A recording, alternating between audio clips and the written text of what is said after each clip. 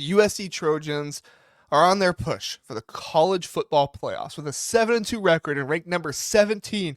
They've got a real shot, but it's going to take some big contributions from key star players, some of them, and also players that need to step up down the stretch, especially in this matchup against number 21 Iowa and the games beyond that as well, because it's no cakewalk to the playoffs for USC at this point. Iowa's defense is no joke. They're stingy against the run, allowing just 3.21 yards per carry, and they've got disruptors up front like Aaron Graves and Carson Sherrar, who can wreck an offensive line, honestly, within the second. I mean, that's how good they are. But on the flip side, Iowa loves to pound the rock as well, averaging nearly 39 rushes per game. So USC's defense needs to hold firm in what could be a low-scoring slog in this one, maybe even in the rain. If rain happens, there's, I think 1 or 2 inches of rain is what they're calling for right now.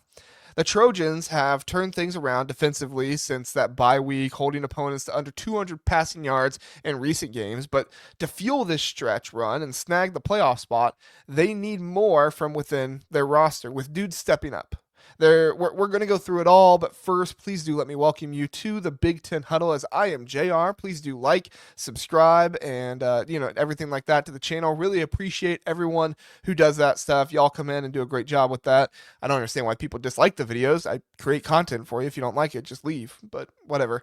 I guess that helps the algorithm too. So really appreciate everyone who does that, as we are trying to get to 5,000 subscribers by the end of 2025. I think we can do it, but I do need your help. So just do the free stuff. I'm not asking for money or anything like that. Just like, subscribe, turn on the notification bell, and comment below what you think about these 5 players, and if you think anyone else needs to step up and be dominant for the Trojans to make their playoff run.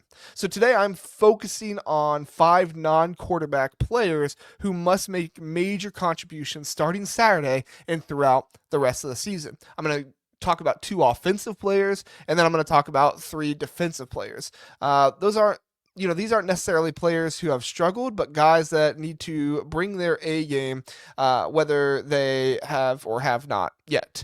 They will need them to handle Iowa, and then tough ones against Oregon, and a rivalry matchup against UCLA.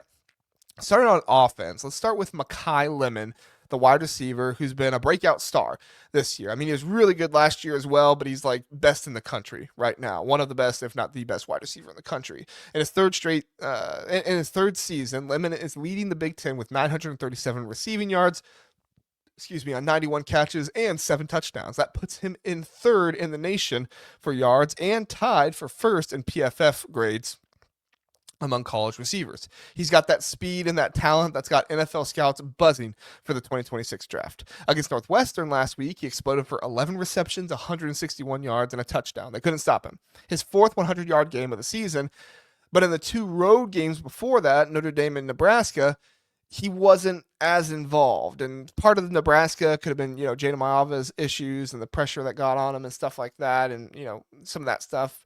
But USC goes on the road next week versus Oregon. Say they win this one against Iowa, which is not it's not a for sure thing. Iowa's secondary is solid, and their overall defense ranks high in limiting big plays. So Lemon has to be their go-to guy for Jada Maava in that one. If he can create separation, he should be able to, and turn short passes into chunk gains. It opens up the run game and keeps drives alive in a game where possessions might be limited.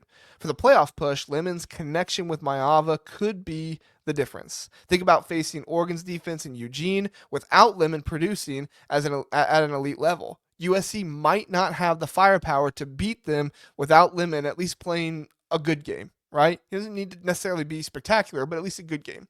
He's the kind of star who could shape their hopes, but he needs to stay dominant for them. Let's shift to the offensive line now, where center Killian O'Connor could be huge if he starts in this game. O'Connor started the first 5 games of the season before an injury happened against Illinois that sidelined him, and he was the number 3 center against Nebraska, but moved up to number 2 for Northwestern, and he even got some late game snaps when John Air, I believe it's how you pronounce it, Reed. I know how to pronounce his last name, Reed, when he went down. Lincoln Riley's been candid about the line's issues. They weren't sharp against Northwestern with miscommunication leading to protection bust on an interception and subpar run blocking. Now, Northwestern's no scrub defensive line. I'm not going to say they're top in the Big Ten, but they're not like worse than the Big Ten. They actually have a pretty good defensive line, so give Northwestern credit there. But stats looked okay, but against better fronts, and Northwestern's not on the level of Iowa, but against Iowa, which is a top 20 nationally in yards per rush allowed, has given up just 22 runs of 10 plus yards all year. Those mistakes could be fatal. If O'Connor steps back in, it'd reunite the opening day lineup for the first time since week 4 against Michigan State, but minus Elijah Page's early injury as well. He's got to anchor the interior, ensuring clean snaps in potentially wet conditions, and help pave lanes for the running game while also protecting Maava. Iowa doesn't rack up sacks or anything like that. They're middle of the pack at 1.89 yards per 1.89 sacks per game. I apologize. But they're always around the line of scrimmage, and they're always putting pressure on you. For the rest of the season, with 2 games against good run defenses like Oregon and Iowa, O'Connor needs to return and play steady football that could stabilize the offense. That's a key to winning this game. Without it, USC risks more uncharacteristic errors that kill drives in tight games. On defense, let's look at the defensive tackle Keeshawn Silver, who's been struggling lately with PFF grades in his last 3 games of under 60. That's not cutting it for a guy expected to bolster the interior, especially with injuries hitting the line like Jamal Jarrett. Happened, last week or 2 weeks ago? He's out for the season, though. USC entered the year needing better up-front play, and while guys like Carlin Jones are trending up, Jones only got 11 snaps against Northwestern, but he did have a solid debut at Nebraska with a 68 PFF grade. Silver does have to rebound, though. Iowa's offense is run first, ranking 3rd in the Big Ten for rush attempts, but dead last in total plays, meaning USC's defensive line will face grinded out drives.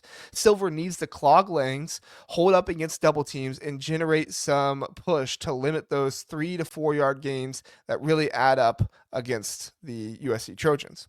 His low grades stem a lot from his run defense not being as good, kind of getting pushed off the ball a little bit.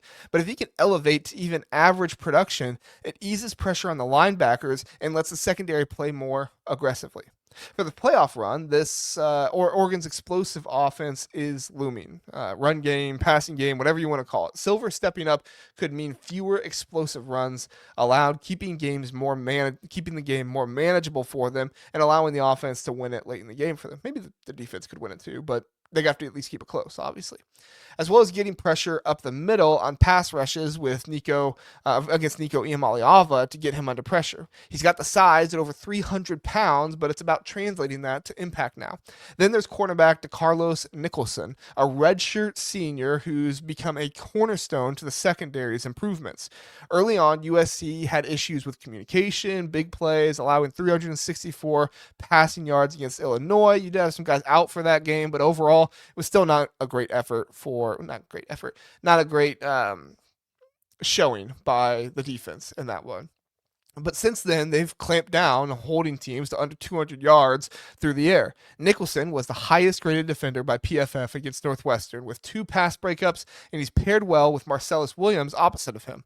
A former high school and JUCO quarterback, Nicholson's 6'3" frame makes him a natural at the position. He's physical in coverage and has grown tremendously as well.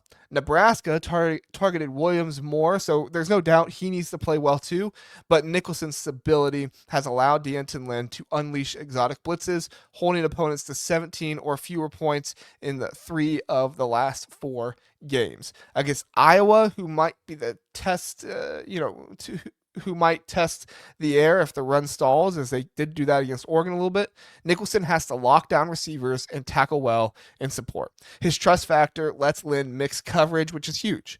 For the stretch, with Oregon's passing attack and UCLA's schemes, Nicholson's continued rise could solidify a defense that's no longer prone to shootouts, giving USC a real playoff edge. And finally, this is probably the most important guy and a guy that I've looked to rely on all season long for USC. It's linebacker Eric Gentry. the fifth-year senior whose versatility is a game changer for this team.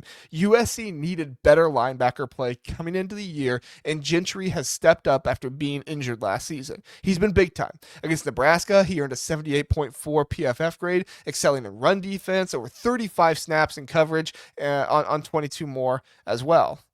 He was solid against Northwestern, too. Lynn loves his ability to play the Sam, the Will, the Mike, or even on the edge. He's smart and understands all spots, which helps the defense adapt and doesn't really let you know doesn't let the offense know exactly what you're doing pre-snap.